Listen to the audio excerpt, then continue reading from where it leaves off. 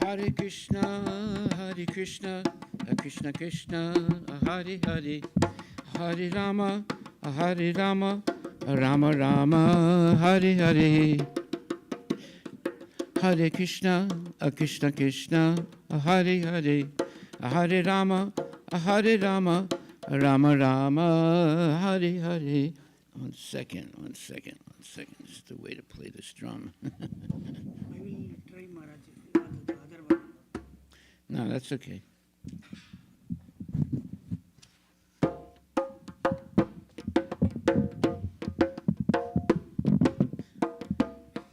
Hare Krishna, Krishna Krishna, Hare Hare, Hare Rama, Rama Rama, Hare Hare.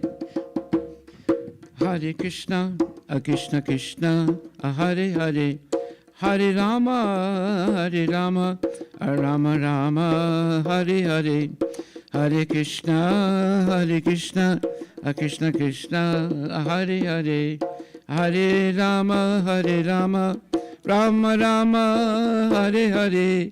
Hare Krishna, Krishna Krishna, Hare Hare, Hare Rama, Rama Rama, Hare Hare.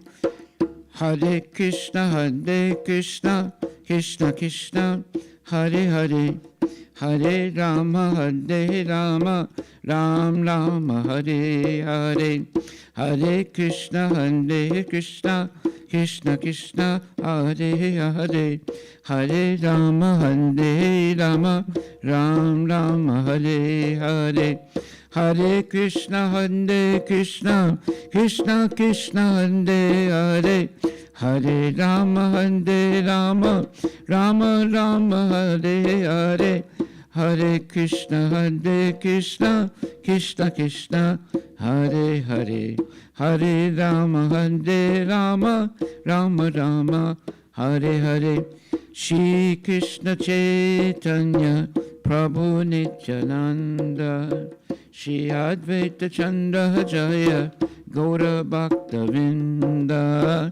Shri Krishna Chaitanya Prabhu Nityananda, Shri Advaita Chandra Jaya Gaura Bhakta Vrinda. Gaura Bhakta Vrinda, Gaura Bhakta Vrinda, Gaura Bhakta Vrinda, Gaura Bhakta Vrinda. Hare Krishna, Krishna Krishna, Hare Hare, Hare Rama, Rama Rama, Hare Hare. Hare Krishna, Krishna Krishna, Hare Hare, Hare Rama, Rama Rama, Hare Hare. Tagore Premanandi Ki Jai. Hare Krishna Mahamantra Ki Jai. Gaura Premanandi Hare Bo. Om Namo Bhagavate Vasudevaya. Om Namo Bhagavate Vasudevaya. Om Namo Bhagavate Vasudevaya. Shri Krishna Chaitanya Prabhu Nityananda, Shri Advaita Gadadhar Srivasadi Gaura Bhaktivinoda. Hare Krishna, Krishna Krishna, Hare Hare, Hare Rama, Rama Rama, Hare Hare. Hare Krishna. Tonight we're hearing from this book called The Spiritual Master and the Disciple. And tonight we're going to read, one second.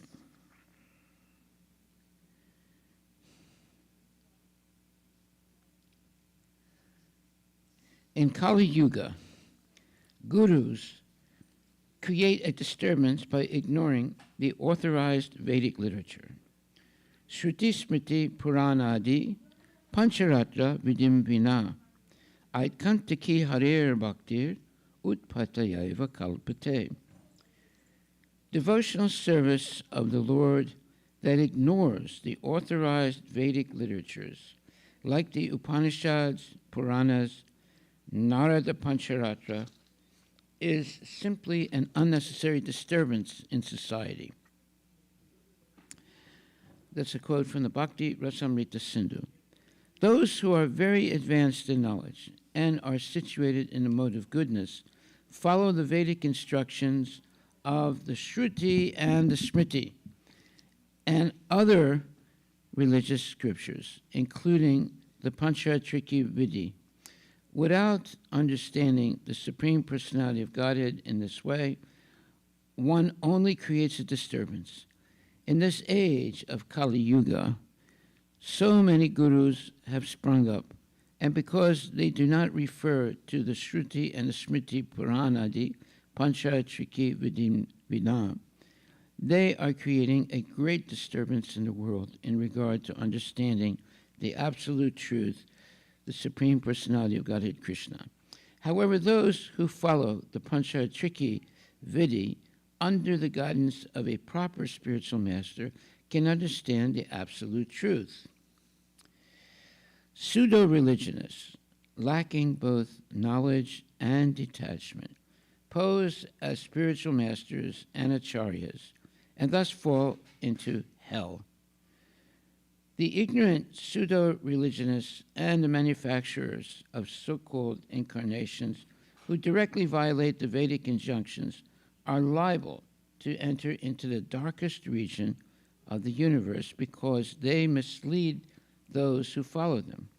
The pseudo-religionists have neither knowledge nor detachment from material affairs, for most of them want to live in the golden shackles of material bondage under the shadow of altruistic and philanthropic activities and in the guise of religious principles. By a false display of religious sentiments, they present a show of devotional service while indulging in all sorts of immoral activities. In this way, they pass as spiritual masters and devotees of God. Such violators of religious principles have no respect for the authoritative acharyas, the holy teachers in the strict disciplic succession. To mislead the people in general, they themselves become so-called acharyas, but do not even follow the principles of the acharyas. These rogues are the most dangerous elements in human society. Because there is no religious government, they escape punishment by the law of the state. They cannot, however, escape the law of the Supreme Personality of Godhead, Krishna, who has clearly declared in Bhagavad Gita that envious demons in the garb of religious propagandists shall be thrown into the darkest region of hell. Sri Ishopanishad confirms that these pseudo-religionists are heading toward the most obnoxious place in the universe after the completion of their spiritual master business, which they conduct simply for sense gratification. Even if one temporarily contacts a bogus guru, if he is sincere, Krishna will guide him to a genuine guru. And His Divine Grace, A.C. Bhaktivedanta Swami Prabhupada, was questioned once about this.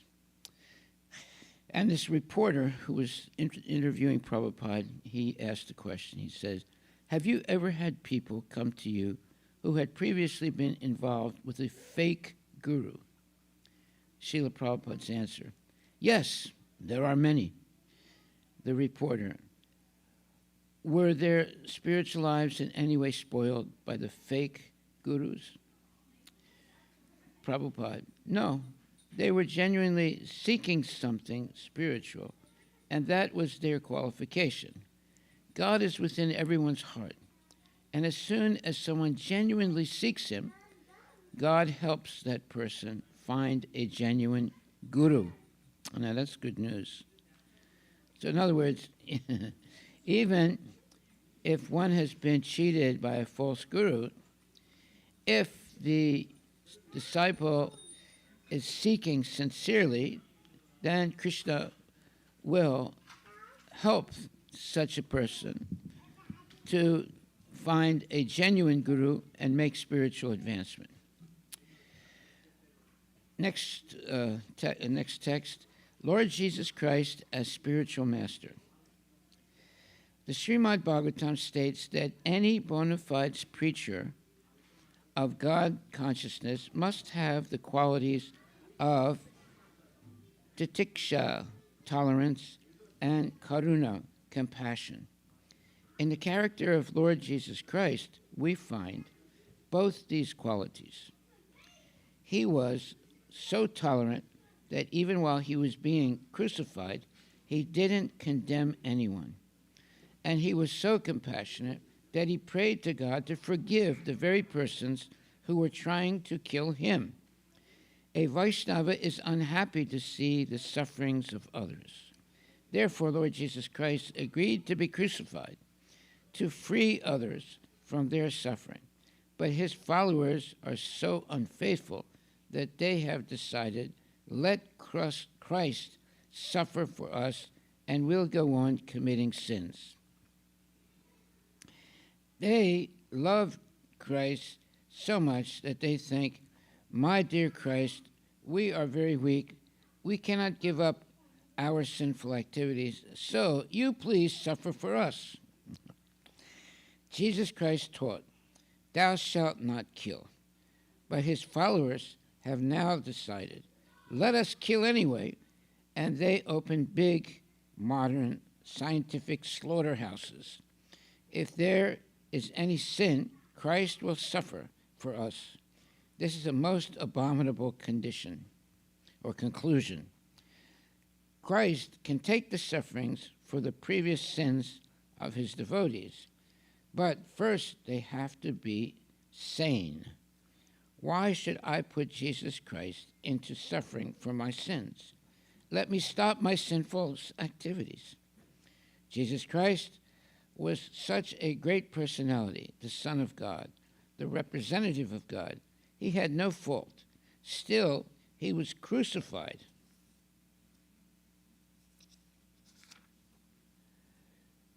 Oh, I'm sorry, 1 second.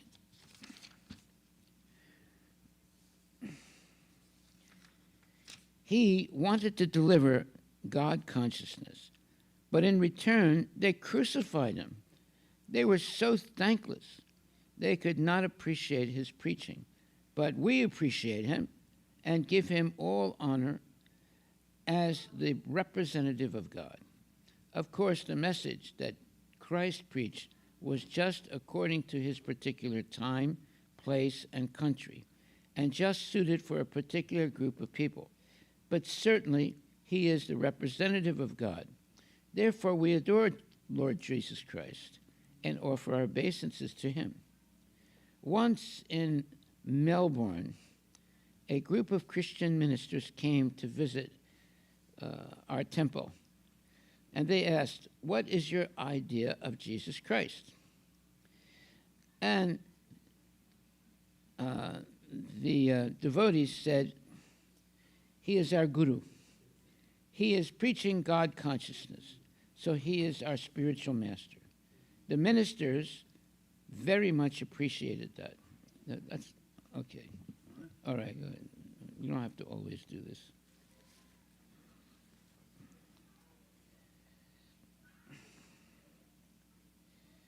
Actually, anyone who's preaching God's glories must be accepted as a guru.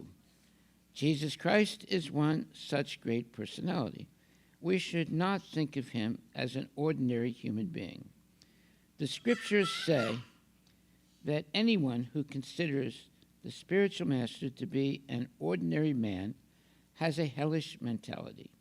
If Jesus Christ were an ordinary man, then he could not have delivered God consciousness. But he wasn't an ordinary man. He was a pure devotee. And because of that, he was able to preach the gospel of the Bible. And even today, people are reading the New Testament, which is mostly about Lord Jesus Christ. That's because he was willing to be crucified in order to help others make spiritual advancement. The physical demise of the spiritual master. When the spiritual master leaves his body, the disciple should cry. Being now alone and a widow in that forest, the daughter of Vidarbha began to lament incessantly, shedding tears, which soaked her breast, and crying very loudly. Purport. Figuratively, the queen is supposed to be the disciple of the king. Thus, when the mortal body of the spiritual master expires or dies, his disciples should cry exactly as the queen cries when the king leaves his body.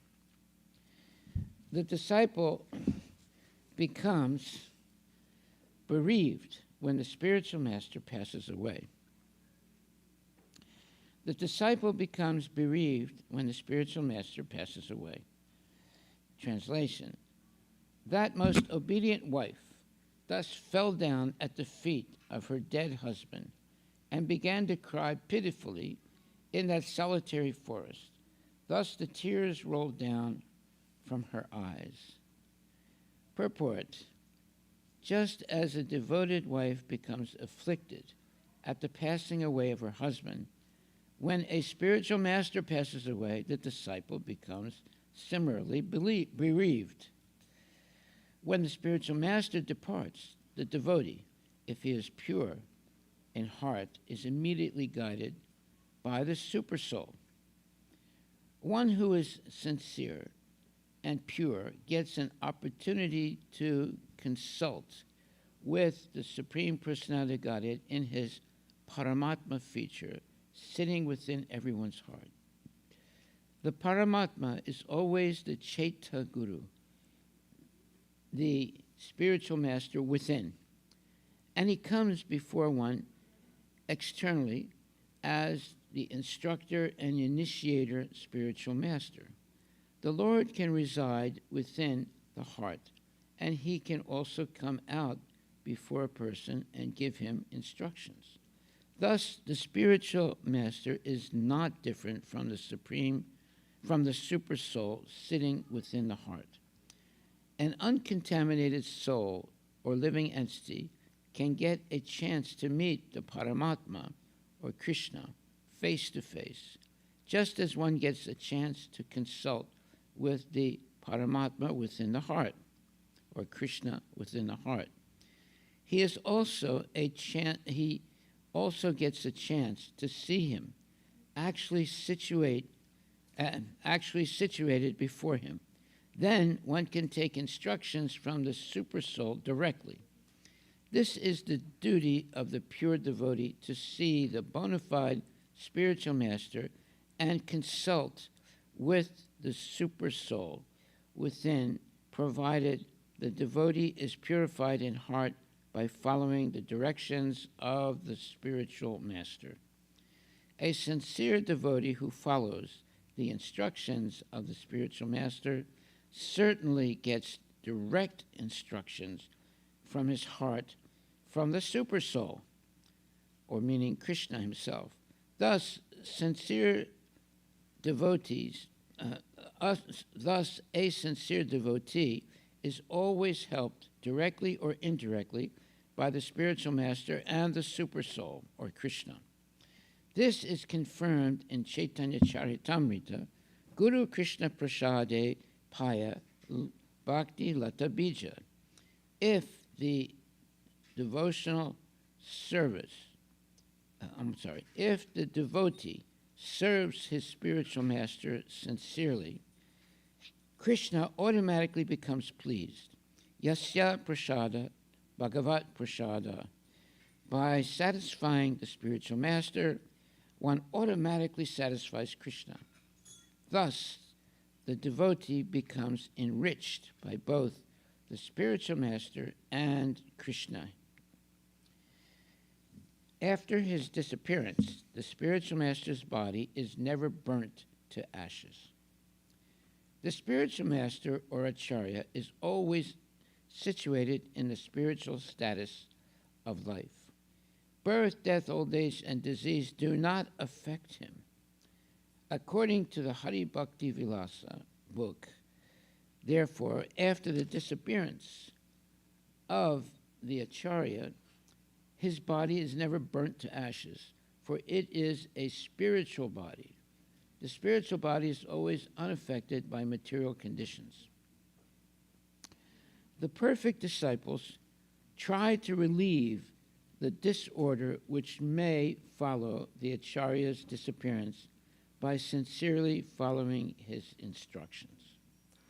Whenever an acharya comes, following the superior orders of the Supreme Personality of Godhead or his representative, he establishes the principles of religion. Unfortunately, when the acharya disappears, rogues and non-devotees take advantage and immediately begin to introduce unauthorized principles in the name of so-called swamis, yogis, philanthropists, welfare workers, and so on. The acharya, the authorized representative of the Supreme Lord, establishes these principles, but when he disappears, things once again become disordered.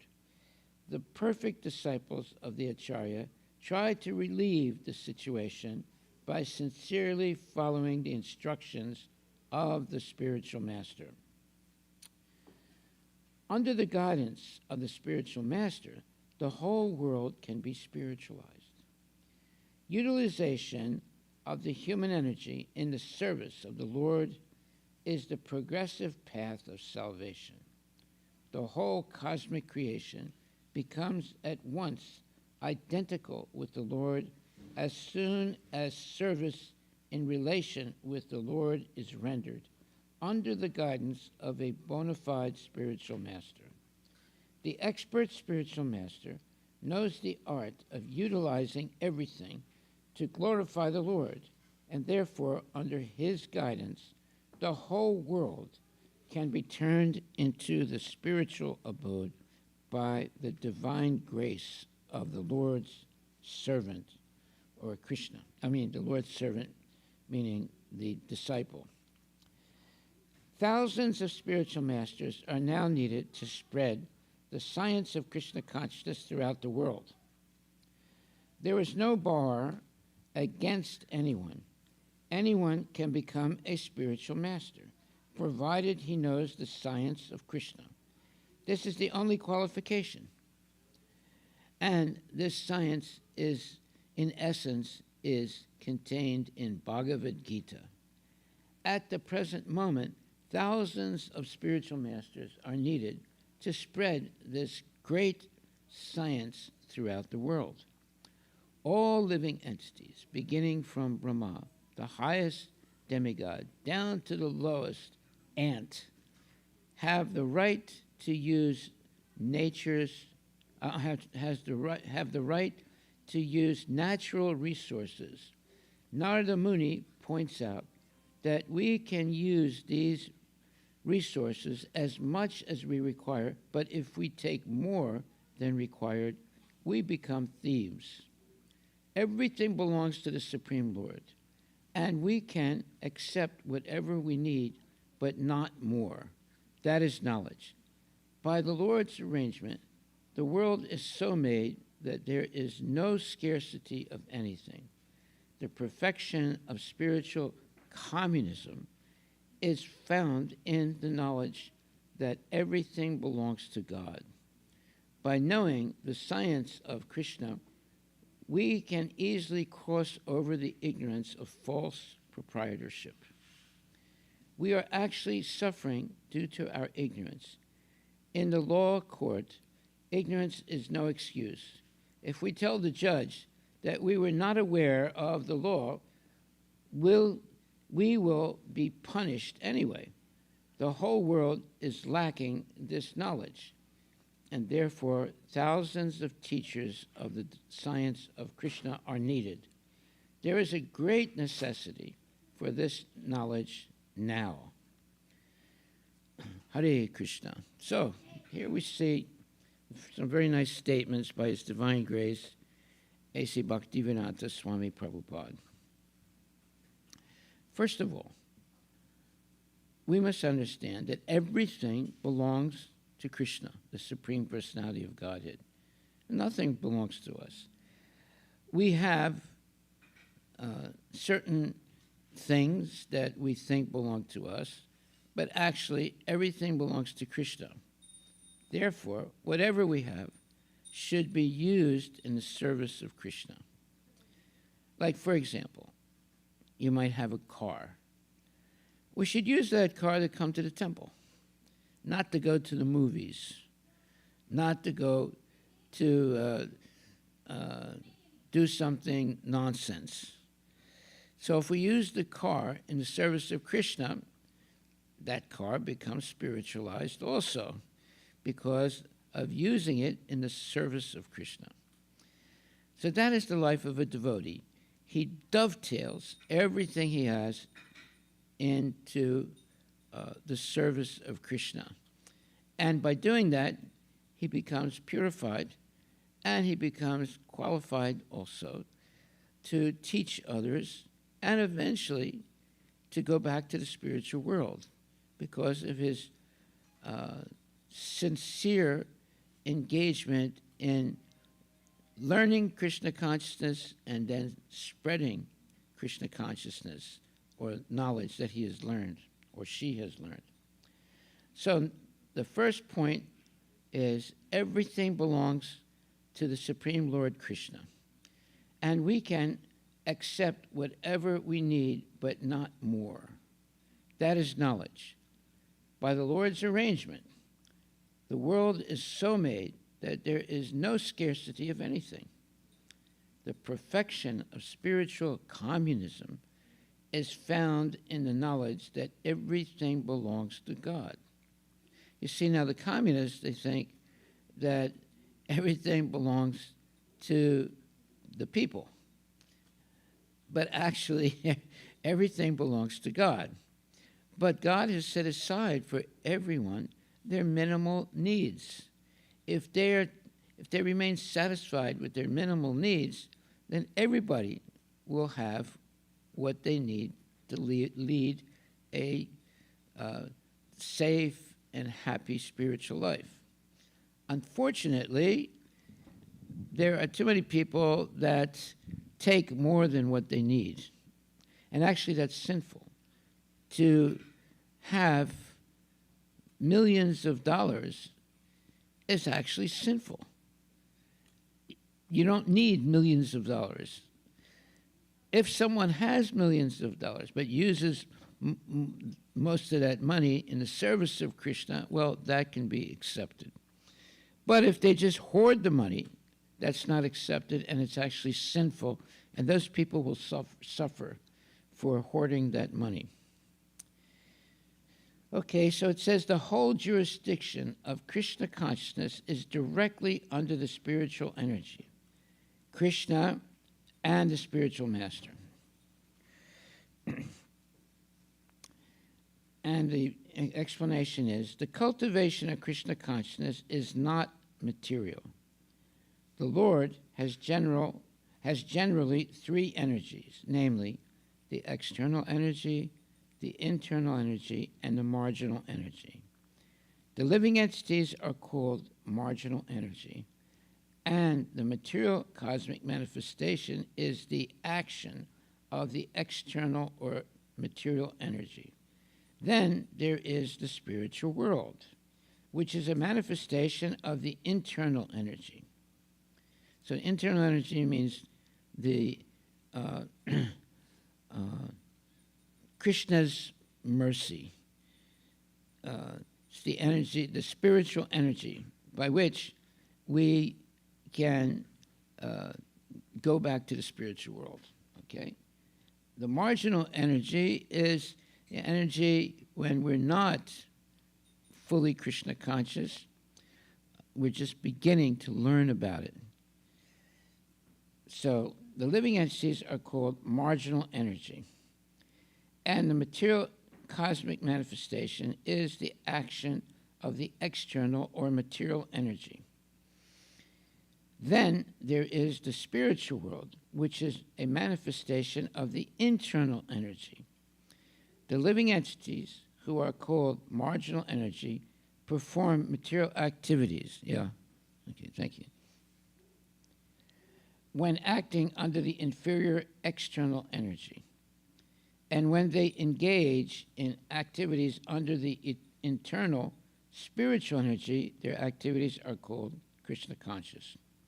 So, when we are just living a mundane life, we're using our energy for eating, sleeping, mating, and defending, and having as much money as we can make, using that money for having nice cars, nice house, and comfort, but not really trying to understand our relationship with God. However, it doesn't matter whether you're poor or you're rich. If you use whatever Krishna has given you to understand your relationship with Krishna and function in that relationship through devotional service, then you become purified. Even if you're rich or you're poor, in both ways you become purified by using whatever Krishna has given you in his service. So, for example, if Krishna has given you the intelligence to earn, let's say, $100,000 a month, well, then you should use a lot of that money in Krishna's service. You shouldn't simply ignore Krishna and use all that money for sense gratification. So we have to always take into account that Krishna is the Supreme Personality of Godhead. He's the closest person to us. He's in our heart. And he knows everything we do, everything we think, everything we desire. So if we begin to desire to serve Krishna, therefore we will share whatever we have by engaging that money and our intelligence in the service of Krishna. That means that you have a spiritual life, and you become qualified to go back to the spiritual world, where we came from originally. Therefore, it says here, the perfection of spiritual communism is found in the knowledge that everything belongs to God. By knowing the science of Krishna, we can easily cross over the ignorance of false proprietorship. Yeah, the ultimate proprietor of everything is Krishna, the Supreme Personality of Godhead. We don't really own anything. We just temporarily are given certain types of benefits. And if we use whatever Krishna gives us in the service of Krishna, then we become purified and we become qualified to go back to the spiritual world. If we become hoarders and just use the benedictions of Krishna for sense gratification, then we become trapped by Maya.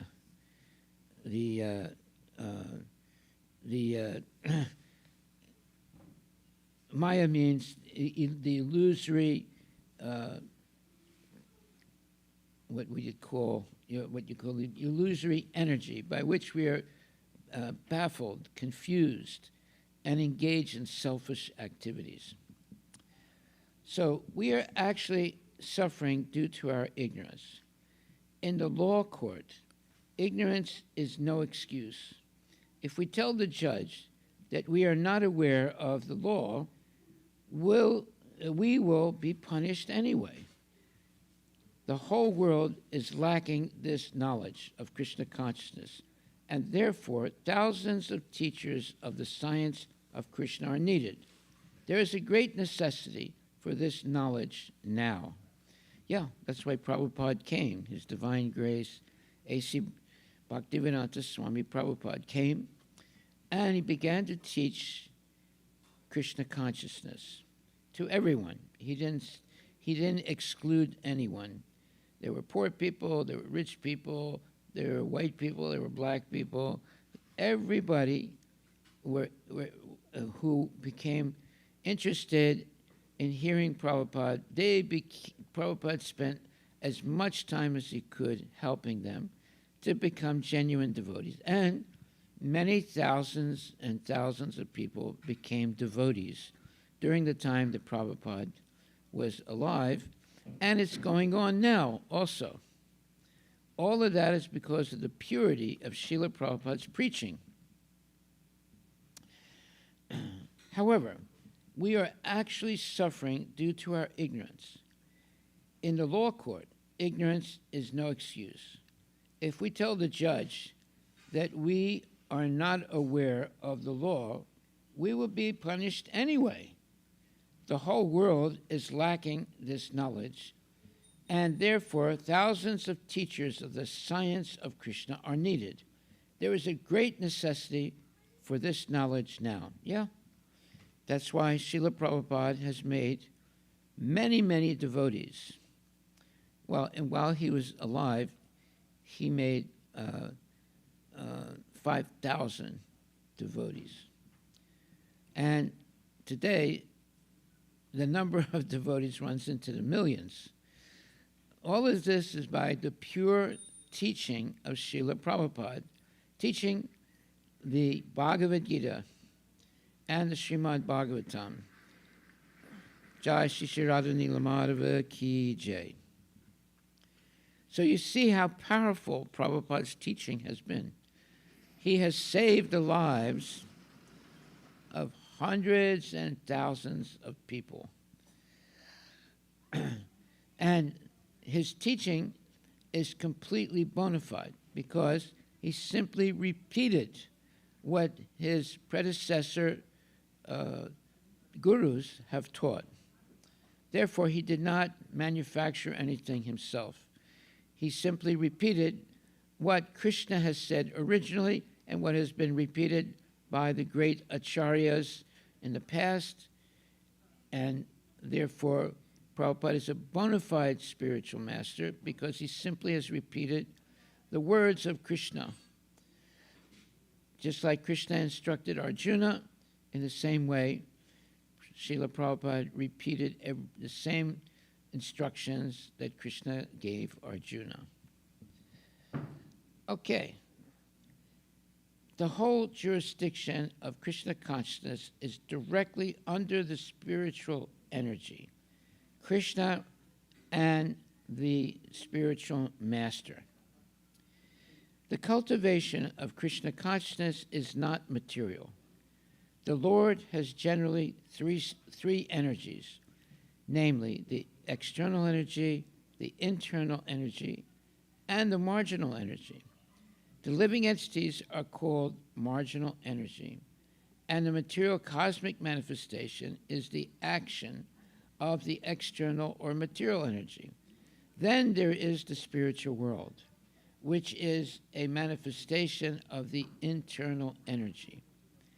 The living entities, who are called marginal energy, perform material activities when acting under the inferior external energy. And when they engage in activities under the internal spiritual energy, their activities are called Krishna conscious. This means that those who are great souls or great devotees do not act under the spell of material energy, but act instead under the protection of the spiritual energy. Any activities done in devotional service or in Krishna consciousness are directly under the control of the spiritual energy. In other words, energy is a sort of strength, and this strength can be spiritualized by the mercy of both the bona fide spiritual master and Krishna. In the Chaitanya Charitamrita by Krishnadas Kaviraj Goswami, Lord Chaitanya states that it is a fortunate person who comes in contact with a bona fide spiritual master by the grace of Krishna. One who is serious about spiritual life is given by Krishna the intelligence to come in contact with a bona fide spiritual master, and then by the grace of the spiritual master, one becomes advanced in Krishna consciousness.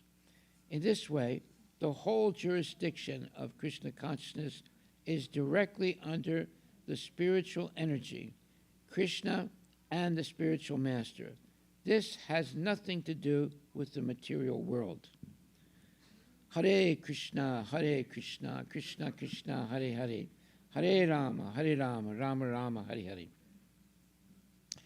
Devotional service performed under the direction of the spiritual master and the Shastra, meaning the holy books, and devotional service to Krishna in the spiritual world are the same, although one is unripe and the other is ripe.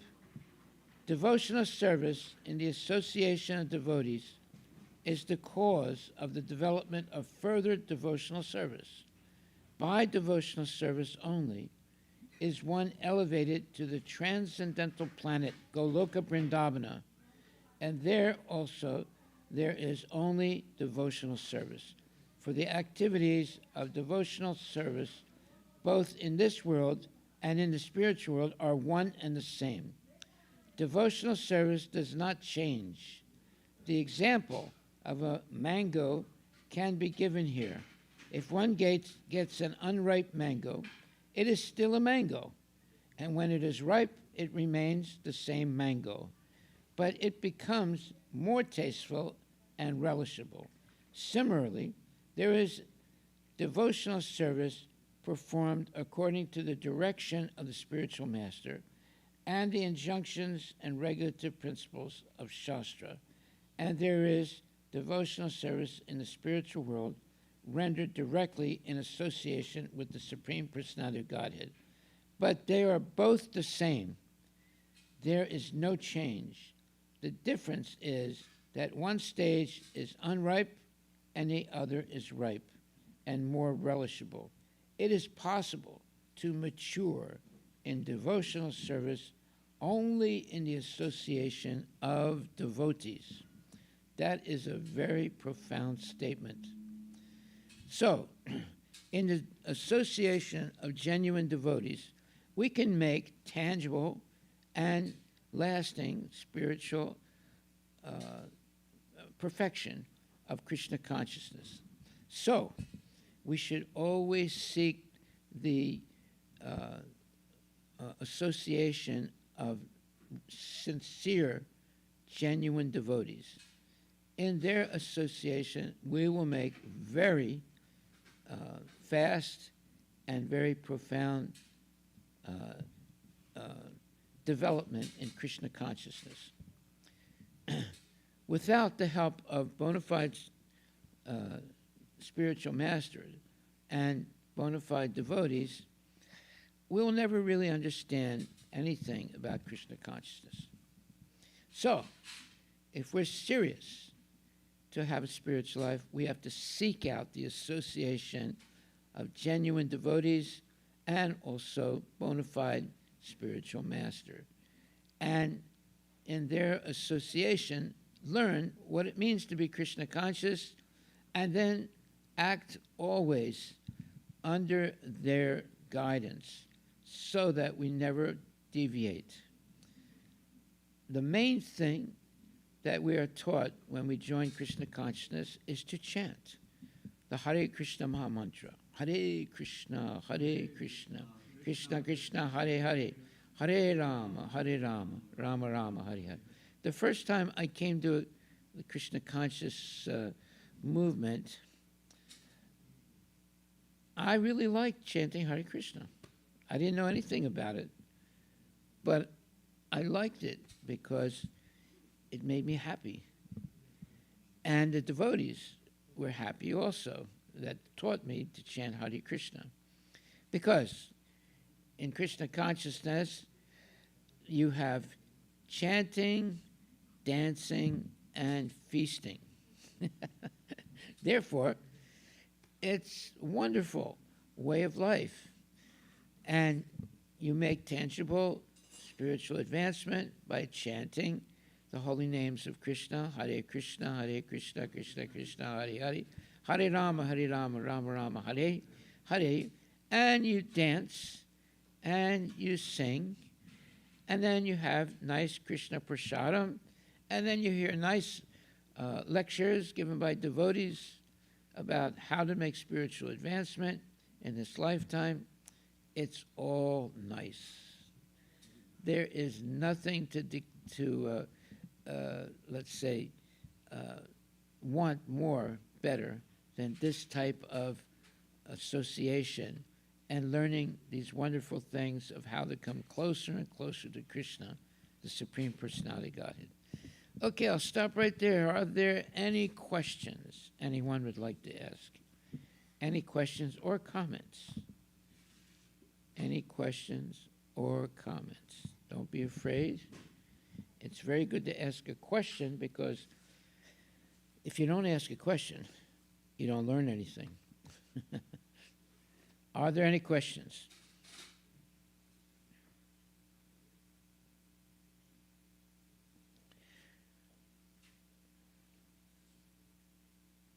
It takes time to ask a question, so we'll just wait a few more minutes.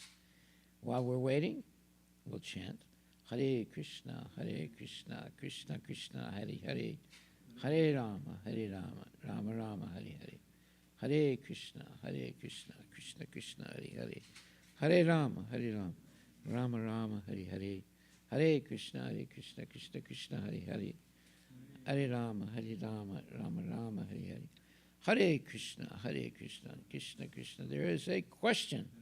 Hare Rama, Rama Rama, Hare Hare.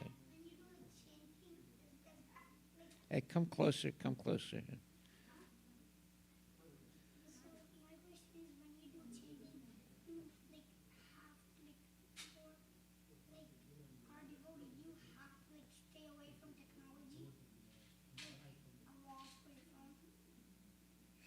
Okay, when you chant Hare Krishna, you should not think of other things. It's not only technology. Your mind shouldn't wander when you chant Hare Krishna. Now, when you see your mind wandering when you chant Hare Krishna, it's because you're not chanting loud. So, when you feel that your mind is wandering while you're chanting Hare Krishna, you should chant louder. Hare Krishna, Krishna Krishna, Hare Hare, Hare Rama, Rama Rama, Hare Hare. So when you chant louder, your mind doesn't go here and there. Okay? Now, when you become more advanced in Krishna consciousness, you'll see that because you've been chanting so much, your mind doesn't go here and there anymore. If you feel that it does, then you just increase the volume. But over time, you'll see that your mind will not go here and there. It'll just stay focused because you've been practicing. Practice makes perfect. You've been practicing chanting Hare Krishna every day for years and years and years, so it becomes the natural desire to please Krishna by always focusing on his holy names. Hare Krishna, Krishna Krishna, Hare Hare, Hare Rama, Rama Rama, Hare. You want to control your mind? You want to learn how to focus on one thing, meaning the Supreme Personality of Godhead, chant Hare Krishna. So that teaches you how to focus your mind on one thing at a time. So many people have so many things in their mind that they jump from one thing to another. They're confused all the time. But in Krishna consciousness, we learn to focus on the holy names of the Lord. And because of that, that's a what you would call a segue to learn how to focus your mind on getting things done. To get things done, you have to focus. So to learn how to focus, you learn how to chant Hare Krishna. If you focus on chanting the holy names of Krishna, then you will be able to focus on your work also, to get it done nicely, and you become a real high, what you would call achiever. You know how to focus your mind to get things done. Your mind is not going here and there. It's focusing on what you're supposed to do. The first and foremost thing we're supposed to do is to understand our relationship with Krishna, and the best way to understand that relationship with Krishna is to be in the association of genuine devotees and always chant the Hare Krishna Mahamantra. That is training you to be able to focus your mind on what you're supposed to do. Now, the number one thing that we're supposed to do is to understand our relationship with Krishna and act in that relationship. But because we learn how to do that, and we're, let's say, expert at that, then whatever we do, we can get it done very quickly and very expertly because we've learned how to control our mind and keep it focused on what we are supposed to do, right? So the number one thing we're supposed to do is to always have Krishna in our mind. But then we might go to work and we have to do so many things at work, but because we've learned how to focus our mind to get things done, you see, then Krishna consciousness has helped us materially and spiritually. Hare Krishna, Krishna Krishna, Hare Hare, Hare Rama, Rama Rama, Hare Hare. Chant Hare Krishna and be Haribol. Any other questions? Any other questions or comments? Any other questions or comments? Yes, Prabhu. Hare Krishna Maharaj. Hare Krishna. This is with respect to the earlier statement which you have been, like, you said that one should not have more than expected amount in their bank accounts, like millions of dollars. Yeah. So my question is, like, it might not be practically possible, like someone has to save the money for their kids, for their education and so kind. Like, what if that, I don't know, like if the X percentage of that amount, if it is given to a... This is a good question. That's a very good question, yeah. Yeah, obviously, if you have children, then you want to be able to give them a good education and maybe even help them so they can get a job or whatever, you know. However, we should always remember that the real purpose of life is to prepare ourselves to go back to the spiritual world, not to stay in the material world birth after birth. So, yeah, we should do things to help our children have, a peaceful rearing in a happy and peaceful family. That's very important, right? Shouldn't be any argument. There shouldn't be any violence. The children should grow up in a family of love and devotion and Krishna consciousness. And also, you want your child to be in a good school where he's learning good things. Of course, that's very difficult today. So homeschooling is the best. It's much better than putting them in the school with demons, and where their curriculum is all about mundane things. So if you really want to educate your child, you should homeschool them.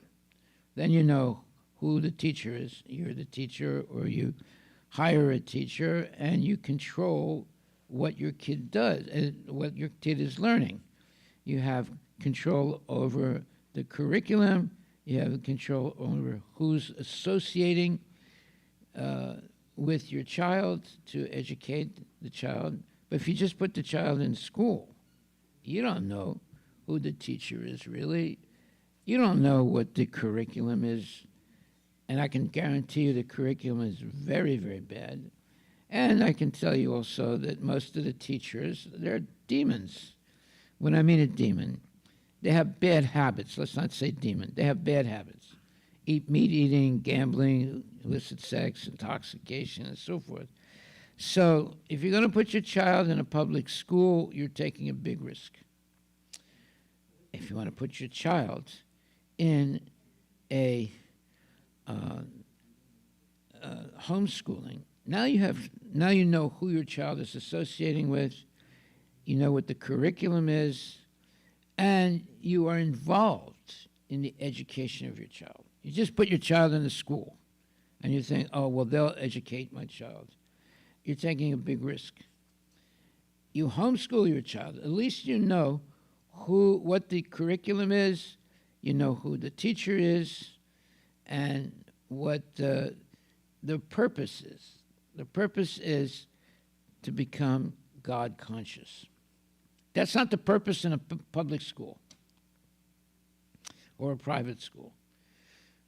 The purpose in a public school is to teach kids to be perfect meat eaters, gamblers, illicit sex, and so forth. Maybe not let's say, terrible, but they're not going to learn anything in public schools that is Krishna conscious. In fact, they're not allowed to teach anything that's Krishna conscious. You say. So that's a really bad thing to do. Now, homeschooling, there's nothing wrong with that. You're involved with the education of a child when there's homeschooling. You know what the curriculum is. You know who they're associating with. You can get a group of parents who want to homeschool the children. And that way, you have a sangha, a group, and they get educated without being associated with unholy kids, and you have complete control over the curriculum, what they're learning. So you have to think twice about this. You don't want your children to spend their, let's say, their prime time. Usually they get to school at 8 o'clock or 9 o'clock in the morning, and they get off from school for about sometimes until 5 o'clock sometimes. And then they have homework. So they're not really in your association. They're so busy with learning mundane knowledge that they don't have time hardly to even talk to you. And you're so busy with you're trying to earn money, you don't have that much time to talk to your kids. So the whole thing is not very good for having spiritual education for your children. But if you homeschool, then you have a better chance of spending time with your kids and being involved in your children's education. That's very, very important. And you have control over who's teaching your kids. And you are able to learn yourself because you're involved in the education of your child. So these are very important things to think about. Even though you might have a lot of, let's say, responsibilities, you have to go to work and this and that, but your biggest responsibility should be to educate your children into Krishna consciousness and spiritual knowledge. The rest of the things, mundane knowledge and so forth, is not really so important. Spiritual knowledge is very important. Mundane knowledge is not so much important. But all your kids have to know is reading, writing, and math. That's it. If they know those three things, they're educated, right? So if you just focus on reading, writing, and math, your kids will do just fine in school, in the homeschooling, and you will see them grow up to be nice devotees because they're not associating 9 hours a day with unholy kids and unholy curriculum and unholy teachers. You don't want your kids to be in the association of unholy kids 6 or 8 hours a day. That's a very bad situation. Okay? Any questions or comments? All right, it's 9 o'clock. Whoa. It's time to take rest. Oh, okay, we're going to have birthday. Where is Gopal Krishna? He's coming?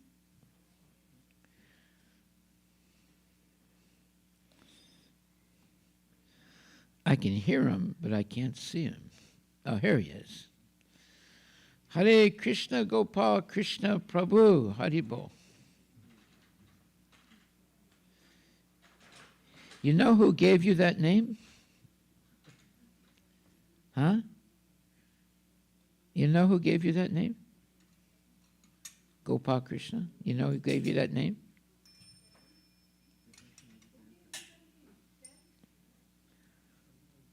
Who gave you that name?